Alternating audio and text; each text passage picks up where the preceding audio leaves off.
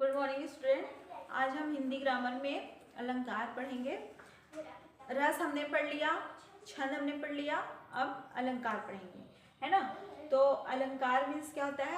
अलंकार मीन्स होता है आभूषण, आभूषण, है ना। तो अलंकार किसको बोलते हैं?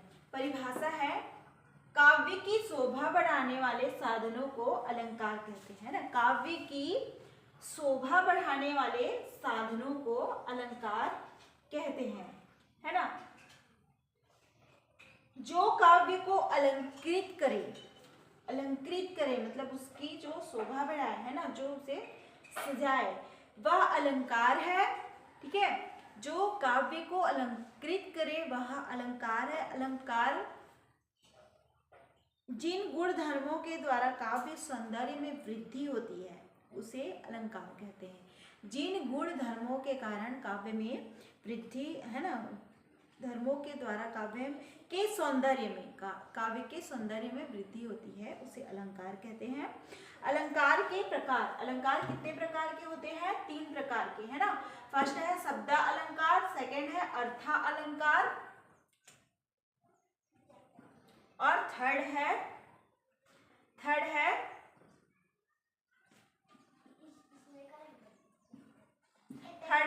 उभया अलंकार, है ना। थर्ड है उभया अलंकार। तो शब्द अलंकार किसको बोलते हैं? शब्द अलंकार देखते हैं। शब्द अलंकार क्या होता है? जहां शब्द चयन द्वारा कथन में सौंदर्य आता है। जहां शब्द चयन द्वारा कथन में, शब्द का चयन ऐसा होता है कि कहने में, है ना, कथन में सौंदर्य आता है, वहां शब्द अलंकार होता है। उदाहरण के लिए चारु, चंचल चारु चितौनी चीते चित्त चोरती चौगनो चाह भरी। ठीक है, इस उदाहरण में चा की आवृत्ति होने के कारण सौंदर्य बढ़ गया। चा कितने बार है ना? चा की आवृत्ति होने के कारण जो है, तो चा वर्णों की जहाँ आवृत्ति होता है वहाँ अनुप्रास अलंकार भी होता है, ये बाद में पढ़ेंगे, है ना। तो चा की आवृत्ति होने से सौंदर्य बढ़ गया है। यदि इन च वाले शब्दों के स्थान पर उनके पर्यायवाची शब्द रख दिए जाए तो सौंदर्य नहीं रहेगा। अगर च बार बार आ रहा है करके उस च वाले शब्द के स्थान पर उनकी उनका पर्यायवाची शब्द रख दिया जाए तो जो सौंदर्य इसमें आया है, च की आवृत्ति बार बार हुई है उसमें, तो उसके अर्थ रखने पर वो सौंदर्य नहीं रहेगा। ठीक है,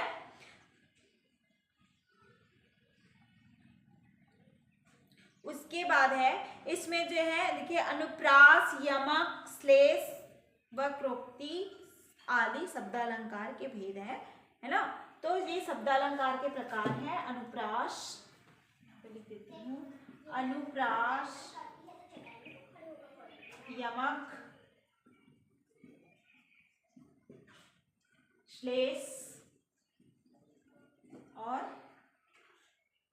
वक्रोक्ति। ठीक है, ये शब्द अलंकार के भेद हैं, ये सारे जो है। सेकंड है अर्थालंकार। अर्थालंकार में क्या है? जहां कथन में अर्थगत सौंदर्य होता है, अर्थगत, है ना।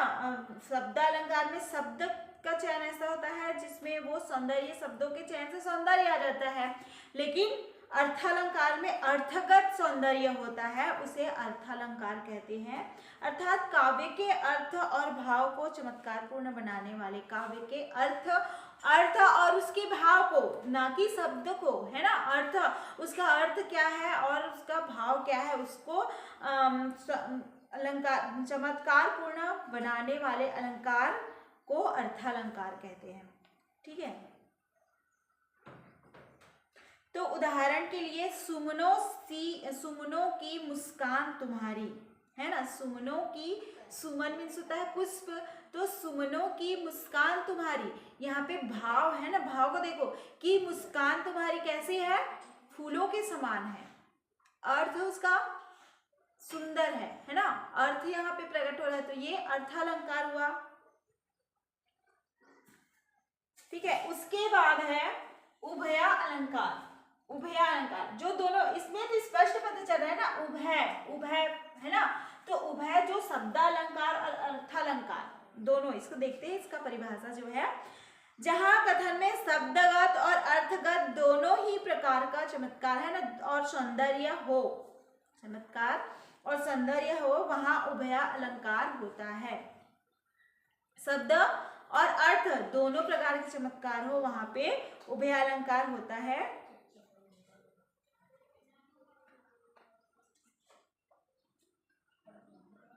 ठीक है, ये हो गया आपका उभय अलंकार।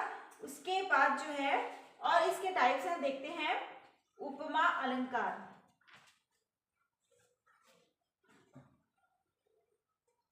ठीक है, उपमा अलंकार किसमें आता है?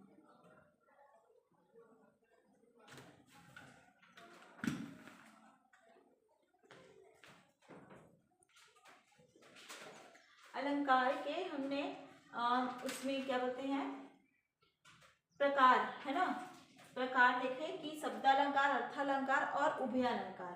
अब शब्द अलंकार के प्रकार हैं इसमें 4 है, अनुप्रास, श्लेष, वक्रोक्ति और यमक। ठीक है, अर्थालंकार के भी दिया है, उपमा, रूपक और उत्प्रेक्षा, 3 है इसमें।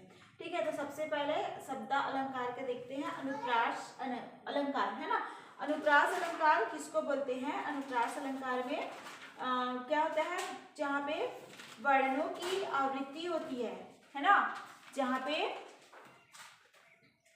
वर्णों की आवृत्ति होती है वहां अनुप्रास अलंकार होता है, उसे अनुप्रास अलंकार कहते हैं, जहाँ एक ही वर्ण बार बार आए। ठीक है, वो अनुप्रास अलंकार कहलाता है। वर्णों की आवृत्ति को अनुप्रास अलंकार कहते हैं। जैसे मैं एग्जाम्पल में बताई ना आपको फर्स्ट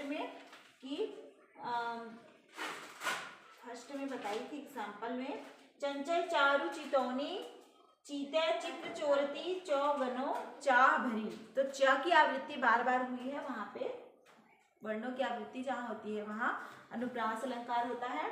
सेकेंड है श्लेष अलंकार। ठीक है, यह शब्द अलंकार के प्रकार है ना, श्लेष अलंकार। तो श्लेष अलंकार किसको बोलते हैं वो जानते हैं हम। श्लेष अलंकार क्या होता है? ठीक है, श्लेष अलंकार किसको बोलते हैं? जहां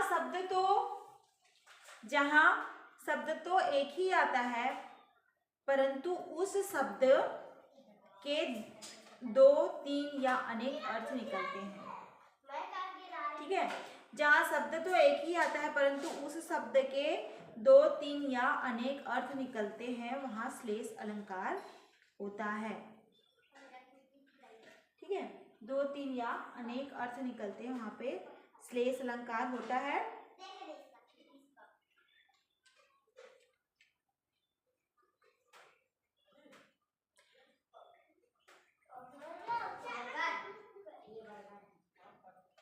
उदाहरण के लिए जैसे बरसी नेह नव नीर नीत बरसत सुरस अधोर जयती अपूरब घन कोऊ लखी नाचत मन मोर। ठीक है, अपूरब घन शब्द के 2 अर्थ निकलते हैं, पहला अपूर्व बादल और सेकंड है अपूर्व घनश्याम श्री कृष्ण। ठीक, उसके बाद है इसमें वक्रोक्ति। फोर्थ है इसमें यमक। ये इम्पोर्टेंट है, बहुत इम्पोर्टेंट है यमक अलंकार जो है, बहुत ही ज़्यादा इम्पोर्टेंट है, यमक है ना। तो इसमें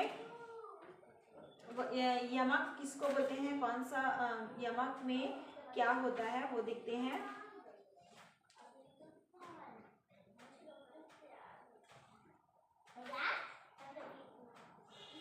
यमक अलंकार। ठीक है, यमक अलंकार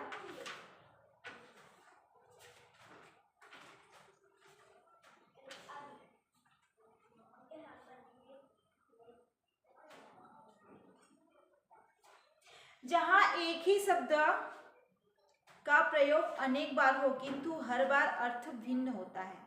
यमक अलंकार बहुत इंपॉर्टेंट है, बहुत यूज होता है, बहुत यूजफुल है, बहुत ही ज़्यादा पोएम्स में इसका यूज हुआ है ना, और होता है। तो यमक अलंकार क्या है? जहाँ एक ही शब्द का प्रयोग अनेक बार हो और हर बार अर्थ जो है इसका भिन्न होता है, हर बार अर्थ भिन्न होता है, वहाँ यमक अलंकार होता है। ठीक है, जैसे कनक कनक ते 100 गुनी मादकता अधिकाय, जो खाए बौरात है जो पाए बौरात, है ना, या खाए बौरात जब वा पाए बौराई, ये है। कनक कनक ते 100 गुनी मादकता अधिकाय, या खाए बौरात जब वा पाए बौराई। कनक, कनक का अर्थ, कनक 2 बार यूज हुआ है, तो इसमें दोनों बार में इसका अर्थ भिन्न हो गया। कनक धतूरा को भी बोलते हैं, कनक सोना को भी बोलते हैं ना। तो कनक कनक ते 100 गुनी मादकता अधिक है ना। तो इसमें पहले का अर्थ धतूरा से है और दूसरे का अर्थ सोना से। धतूरा खाने से भी पागल हो जाते हैं और सोना पाने से भी पागल हो जाते हैं, ये इसका। उसके बाद है अर्थ अलंकार का उपमा अलंकार, है ना। उपमा अलंकार किसको कहते हैं? जिस जब किसी वस्तु की समता समान गुण धर्म वाले किसी अन्य वस्तु से बतलाई जाती, उपमा है ना, जब उसका समानता की जाती है तो वहां पे उपमा अलंकार होता है। ठीक है, जब किसी वस्तु की दूसरे वस्तु से समानता की जाती है तो वहां पे उपमा अलंकार होता है। ठीक है, रूपक अलंकार,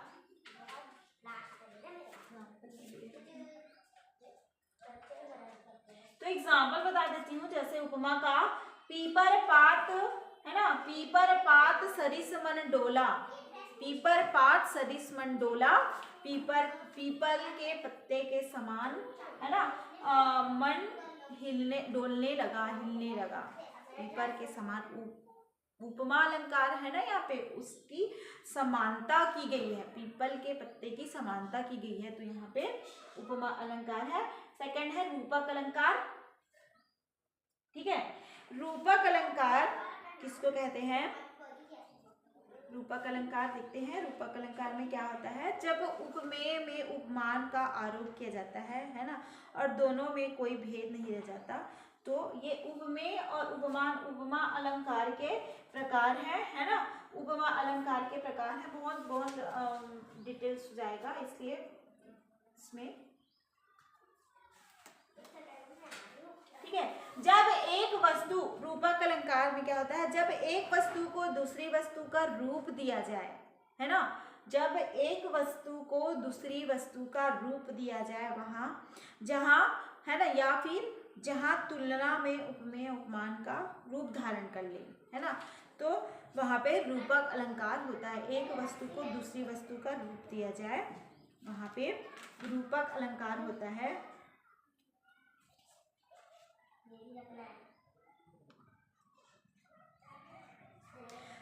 उदाहरण है चरण कमल बंदो हरिराई, चरण कमल बंदो हरिराई, तो मैं भगवान के चरण रूपी कमलों की वंदना करता हूँ।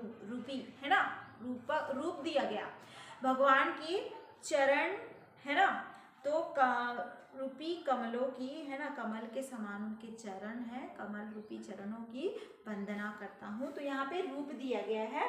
इसके बाद है उत्प्रेक्षा अलंकार। तो उत्प्रेक्षा का अर्थ होता है संभावना या कल्पना। ठीक है, उत्प्रेक्षा का अर्थ होता है संभावना या कल्पना, जहां एक वस्तु में दूसरी वस्तु की संभावना या कल्पना की जाए। एक वस्तु में दूसरी वस्तु की संभावना या कल्पना की जाए, वहां उत्प्रेक्षा अलंकार होता है।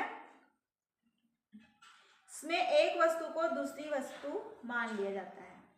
एक वस्तु में दूसरी वस्तु की संभावना या कल्पना किया जाए, वहां उत्प्रेक्षा अलंकार होता है। इसमें एक वस्तु को दूसरी वस्तु मान लिया जाता है इस अलंकार में। ठीक है, ये उत्प्रेक्षा अलंकार है। जैसे एग्जाम्पल मैं बताती हूँ आप लोग को। इसमें मानू सुर गाड़ी डाली है वारी मध्य में मीन। ठीक है, इस पंक्ति में मानू सुर गाड़ी डाली है पारी मध्य में मीन, मीन मीन्स मछली होता है। तो इस पंक्ति में उत्प्रेक्षा अलंकार है क्योंकि कृष्ण के बिछुओं में विकल गायों, है ना, को जल से विलग की गई, है ना, बिछुओं में विकल, कृष्ण के बिछड़ने से जो व्याकुल गाय है, तो वो, है ना, किस समान प्रतीत हो रहे हैं कि जल से अलग की गई मछली के रूप में कल्पित किया गया है, कल्पना किया गया है कि जल से मछली निकाल देते हैं तो जिस तरह उनकी हालत होती है ना, कैसे होती है, मरणावस्था में पहुंच जाते हैं वो, तो उसी प्रकार यहाँ पे कल्पना की गई है गायों की, है ना, गायों की कृष्ण से बिछड़ने के बाद। ठीक है, तो अनुप्रास, लेस, उत्पत्ति, यमक, शब्दालंकार, अर्थालंकार के उपमा, रूपक, उत्प्रेक्षा, सारा हो गया अलंकार कंप्लीट। Thank you.